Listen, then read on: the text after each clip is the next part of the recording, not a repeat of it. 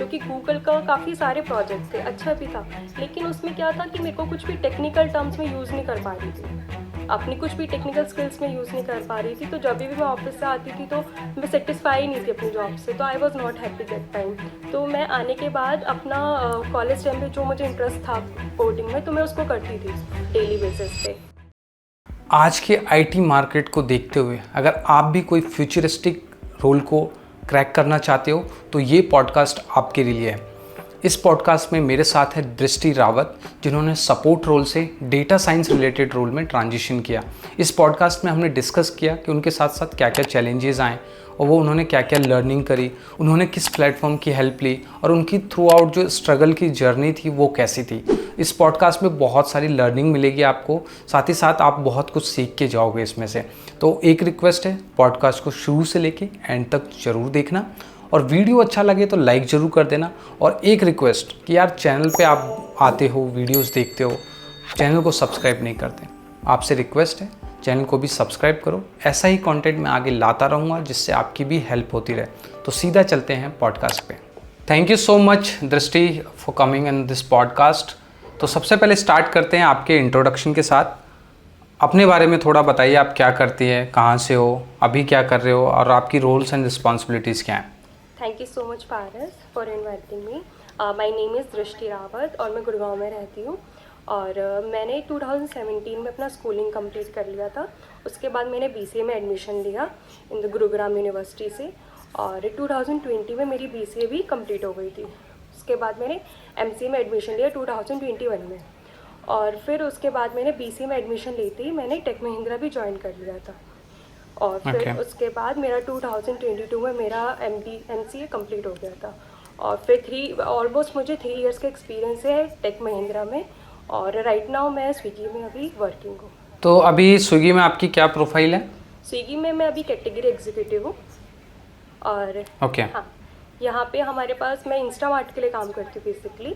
तो हमें डेटा को मैनिपुलेट और उसमें कुछ कुछ चेंजेस करने पड़ते हैं क्लाइंट्स के अकॉर्डिंग, और कुछ एड्स भी अपलोड करनी होती है। और अभी कुछ और भी सॉफ्टवेयर टूल्स हैं हमारे जो कंपनी के रहते हैं। और इसके बाद बस यही है कि अभी मेरा फिर से कैटेगरी चेंज हो रहा है, और तो ऐसे ही चेंजेस आते रहते हैं, तो फिर कुछ न्यू टेक्नोलॉजीज आएंगी। Okay okay.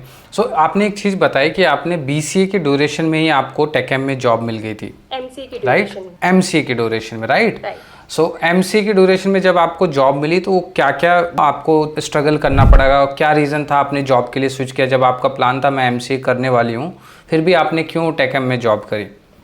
एक्चुअली जब मैंने एमसीए में एडमिशन लिया ना, उससे उस टाइम ही मैंने सोच लिया था कि मुझे सिर्फ कॉलेज के भरोसे नहीं रहना, लाइक मुझे प्रैक्टिकली नॉलेज गेन करनी है, जिसके लिए मुझे प्रैक्टिकल एक्सपीरियंस चाहिए होगा जॉब के थ्रू ही जो मिल सकता है। तो उसके बाद मैं एडमिशन लेते ही मैं सर्च भी करती रहती थी जॉब्स के थ्रू।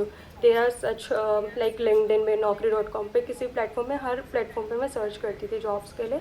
और फिर उसके बाद में मैं एक एनजीओ से भी कनेक्टेड थी सिंस माई स्कूल टाइम से, और उसके थ्रू मुझे फिर यहाँ पे हायरिंग चल रहा था टेकएम का, तो मुझे वो पता चला।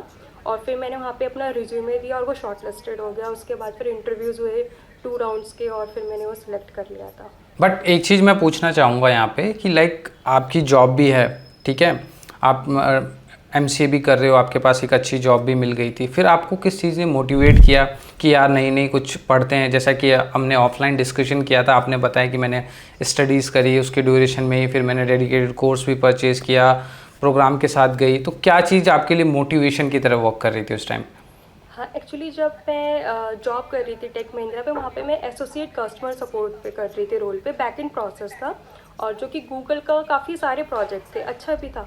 लेकिन उसमें क्या था कि मेरे को कुछ भी टेक्निकल टर्म्स में यूज़ नहीं कर पा रही थी, अपनी कुछ भी टेक्निकल स्किल्स में यूज़ नहीं कर पा रही थी। तो जब भी मैं ऑफिस से आती थी तो मैं सेटिस्फाई नहीं थी अपनी जॉब से, तो I was not happy that time. तो मैं आने के बाद अपना कॉलेज टाइम पे जो मुझे इंटरेस्ट था कोडिंग में, तो मैं उसको करती थी डेली बेसिस पे। और फिर मैंने जब देखा कि मेरा इंटरेस्ट वहाँ नहीं है, क्योंकि 5 साल बाद मैं अपने आप को वहाँ पे देख ही नहीं पा रही थी जिसमें मैं टेक महिंद्रा के रोल पे थी। फिर मैंने अपना इंटरेस्ट डिसाइड करा, और फिर उसके बाद मैंने उस पर अपनी लर्निंग दोबारा से स्टार्ट करी टेक में काम करने के साथ साथ। जब भी टाइम मिलता था मैं अपनी कोडिंग स्किल्स पे ध्यान दिया, और फिर मैंने कोर्स लिया एक रोड मैप के लिए, ताकि मुझे एक प्रॉपर रोड मैप भी मिल जाए। और फिर उसके थ्रू मैंने अपनी स्किल्स डेवलप करी। ओके तो जब आपने स्विच किया कि आपके रोल में बहुत ज़्यादा ट्रांजिशन हुआ एज आपने बताया है, तो उसमें क्या क्या आपके वर्क में चेंज हुआ? एज ऑफ नाउ आपका वर्क प्रोफाइल क्या है? रोल्स एंड रिस्पॉन्सिबिलिटी के बारे में थोड़ा सा बताइए आप। जब मैं टेक महिंद्रा में थी तो एसोसिएट कस्टमर सपोर्ट था वहाँ पे मेरा जॉब टाइटल। तो बेसिकली क्या होता था कि डेली बेसिस पे हमें सेम ही जॉब करना, सेम ही टास्क करना होता था, सेम ही 7.5 आवर्स हमें टूल पे देने होते थे, तो सेम ही काम था। तो रोज़ रोज़ कुछ लर्निंग ही नहीं था वहाँ पे, लाइक कुछ न्यू टास्क नहीं है, कुछ लर्निंग नहीं है, बहुत टीडीडी सा जॉब हो गया था वो।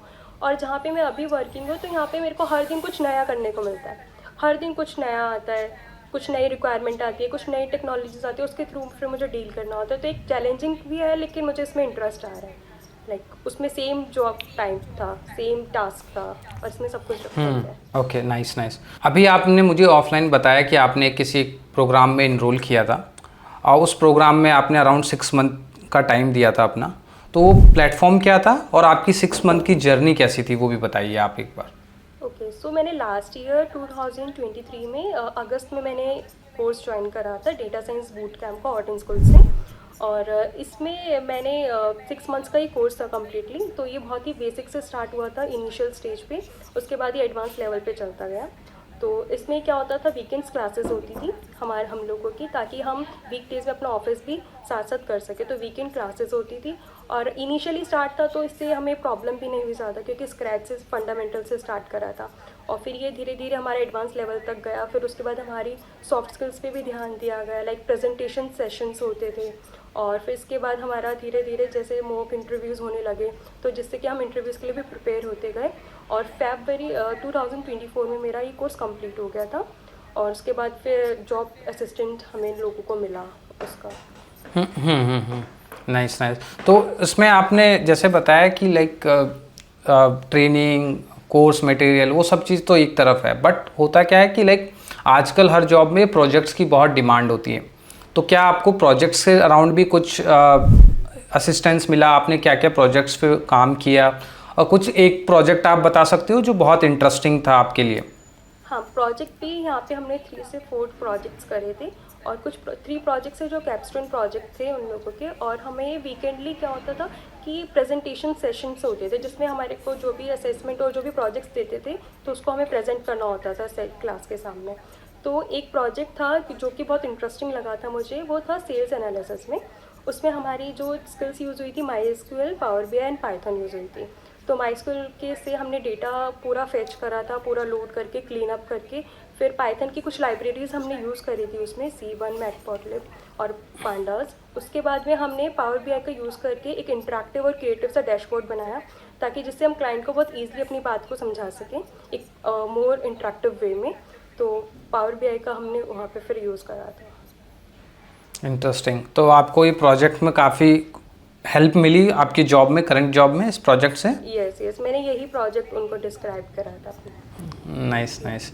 तो एक चीज़ आपने बताई कि मेरे को है ना प्लेसमेंट असिस्टेंस भी मिला उनके एंड से। होता क्या, देखो जनरली मैं बताता हूँ, बहुत सारी कंपनी अपनी प्रोफाइल पे जाके लिख देती है कि जॉब असिस्टेंट, ये सारी चीज़ें।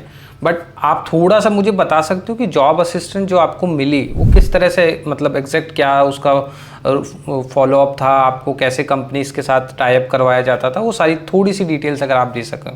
हाँ, जब मेरा कोर्स कंप्लीट हो गया था उसके बाद में जॉब असिस्टेंस हमें एक प्लेटफॉर्म मिला था जो कि हायर प्लेसमेंट से था। वेबसाइट थी वो एक, जिसमें हमें जहाँ पे भी हायरिंग होती थी उसका हमें नोटिफिकेशन मिलता था वहाँ से। और प्लस हमें लिंक्डइन पे प्रोफाइल भी बनाई जाती थी हम सबकी, ताकि हम कनेक्शंस बना सकें उसमें।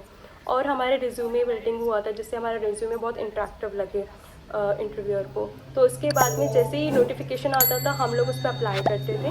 अप्लाई करने के बाद हम लोगों के अगेन एक सेशन होता था, जिसमें हमें इंटरव्यूअर बताते थे, असिस्टेंट, कि आपको कैसे कैसे क्वेश्चंस कैसे प्रिपेयर करनी है चीज़ें।